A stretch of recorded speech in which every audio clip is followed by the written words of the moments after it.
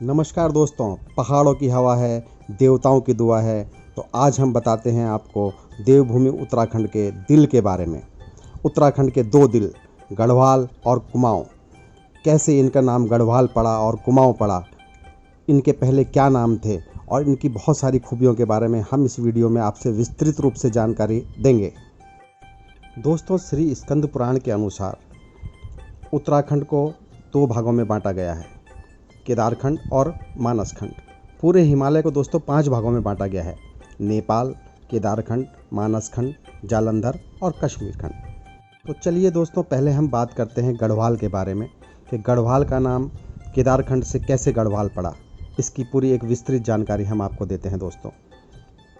गढ़वाल क्षेत्र के अंतर्गत दोस्तों 52 गढ़ जो है, 52 किले या 52 राजा जो है रहते थे गढ़वाल के अंदर। और इन 52 राजाओं पर राजा अजयपाल ने विजय प्राप्त की। राजा अजयपाल, जिनके बारे में आप विस्तृत जानकारी हमारे पिछले वीडियो से ले सकते हैं। राजा अजयपाल ने दोस्तों 52 गढ़ों पर विजय प्राप्त की और कालांतर में उनको जो है 52 गढ़वाला कहा जाने लगा।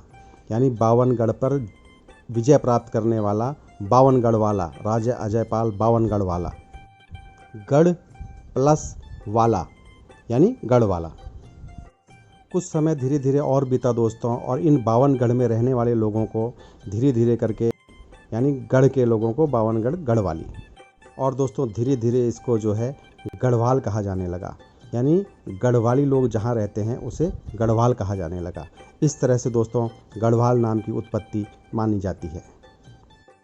गढ़वाल हिमालय में दोस्तों हिमालय की कई चोटियाँ प्रसिद्ध हैं, जैसे चौखंबा, त्रिशूल, केदारडूम, मेरू सिमेरू आदि और भी कई चोटियाँ इसमें प्रसिद्ध हैं गढ़वाल क्षेत्र के हिमालय में। गढ़वाल क्षेत्र दोस्तों पर्यटन की विभिन्न संभावनाओं के साथ में बहुत ही ज़्यादा नए युग के नए लोगों को नई संभावनाएं दिखाई देती हैं इसमें पर्यटन की दोस्तों। तो गढ़वाल के कुछ क्षेत्रों का मैं आपसे नाम लेता हूँ, जैसे कि हरिद्वार, ऋषिकेश, पंचप्रयाग, गंगोत्री, यमुनोत्री, बद्रीनाथ, केदारनाथ, मसूरी, पंचकेदार, चोपता, पंचबद्री, नीति घाटी, उर्गम घाटी, बूढ़ा केदार, बेदनी बुग्याल, पवाली कांठा, पनार बुग्याल, दयारा बुग्याल, जौनसार, मोरी, सांकरी, चक्राता, हरकीदून ट्रैक, हनौल मंदिर, फूलों की घाटी, जोशीमठ, लैंसीडॉन, गोविंद घाट। ये सब दोस्तों प्रसिद्ध पर्यटन स्थल व धार्मिक स्थल हैं गढ़वाल क्षेत्र के। और भी कई स्थल हैं, जैसे माँ धारी देवी मंदिर, माँ ज्वालपा देवी, कुंजापुरी, चंद्रबदनी मंदिर, सुरकंडा देवी मंदिर, काली मठ मंदिर, मैठणा खाल मंदिर, सिद्धबली मंदिर, त्रिजुग नारायण मंदिर, Rajaji national park, Shivpuri rafting के लिए फेमस है दोस्तों, दीवा देवी, बिनसर महादेव, मंझघोषेश्वर महादेव, देवी मंदिर कोटद्वार, कार्तिक स्वामी मंदिर, ताड़केश्वर महादेव, कोटेश्वर महादेव। और नदियों में दोस्तों गंगा, यमुना, सरस्वती तीनों नदियाँ गढ़वाल से निकली हैं, यानी गढ़वाल क्षेत्र से निकली हैं, और ये जो है केदारखंड से निकली हैं दोस्तों। इसमें कोई संचय नहीं है कि जो मुझसे भी कुछ नाम शायद छूट गए हों। तो ये थी दोस्तों उत्तराखंड के गढ़वाल कहलाने की कहानी, केदारखंड से गढ़वाल कैसे बना।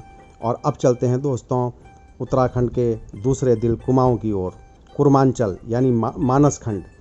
स्कंद पुराण में मानसखंड के नाम से कुमाऊं को जाना जाता है और इसे कुर्मांचल भी कहा जाता है। अब चलते हैं दोस्तों कुर्मांचल से कुमाऊं कैसे बना। कुर्मांचल से कुमाऊं बनने की भी कई किंवदंतियां हैं। इतिहासकारों का मानना है कि श्री बद्रीदत्त पांडे जी द्वारा लिखी किताब कुमाऊं का इतिहास कुछ हद तक सही माना जा सकता है। उनके द्वारा लिखी किताब में लिखा गया है दोस्तों, वर्णन है, भगवान विष्णु का दूसरा अवतार कुर्म यानी कछुए का हुआ।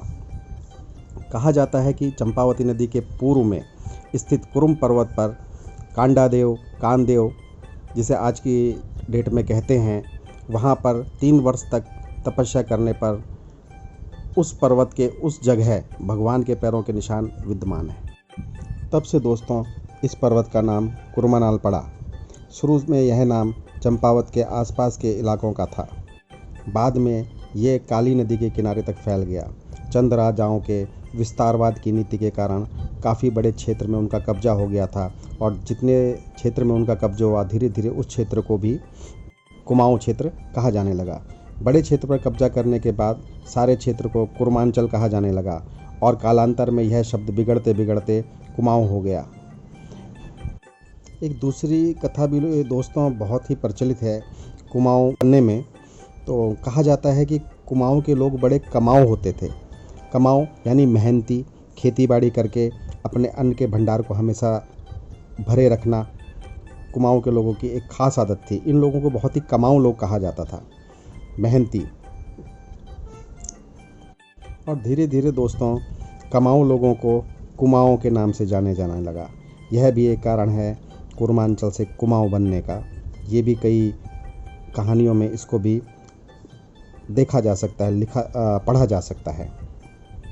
और भी कई दलीलें हैं दोस्तों कुर्मांचल से कुमाऊं बनने की, लेकिन सब निराधार सी मानी जाती हैं। दोस्तों कमाऊं यानी मेहनती लोग। पहले दोस्तों रुपए का चलन बहुत कम था, करेंसी का कोई चलन नहीं था। वाट सिस्टम चला करता था, कहीं से कुछ आता था और उसके बदले कुछ ले जाते थे। इसी सिस्टम से पूरे पहाड़ों का जीवन यापन चलता था दोस्तों। मैं आज इस विषय में आपसे कुछ अपनी बातें शेयर करना चाहूँगा।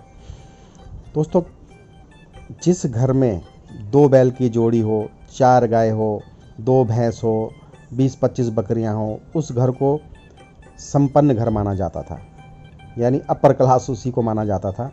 और जब उस घर से किसी का संबंध जुड़ता था, रिश्ते जुड़ते थे या लड़की उस घर में देनी होती थी, तो पहले लड़की वाले घर जाके देखते थे। लेकिन घर में जो देखते थे दोस्तों वो यही देखते थे, कोई बैंक अकाउंट तो थे नहीं, यही देखते थे कि इनके घर में कितना अनाज है, इनके कोठार, अन्न के भंडार जिसे कहते हैं, वो कितने भरे हुए हैं, उनमें अनाज कितना है, इनकी ज़मीनें कितनी हैं और ये मेहनती कितने हैं। तो दोस्तों पहाड़ी क्षेत्र, चाहे वो गढ़वाल हो चाहे कुमाऊं हो, ये सब लोग बड़े ही मेहनती थे शुरू से दोस्तों, और मेहनत करके ही इन लोगों ने अपना जीवन यापन किया है।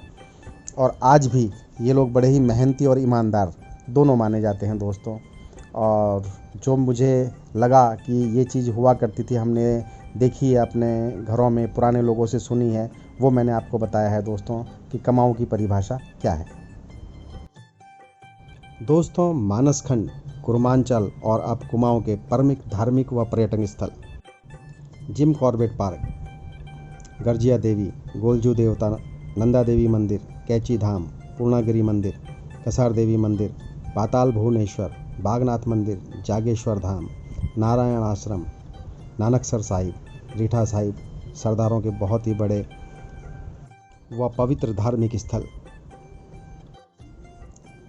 मुनस्यारी, नैनीताल, सातताल, नकुचिया ताल, मिलम ग्लेशियर, चौकोड़ी, धारचूला, पिंडारी ग्लेशियर।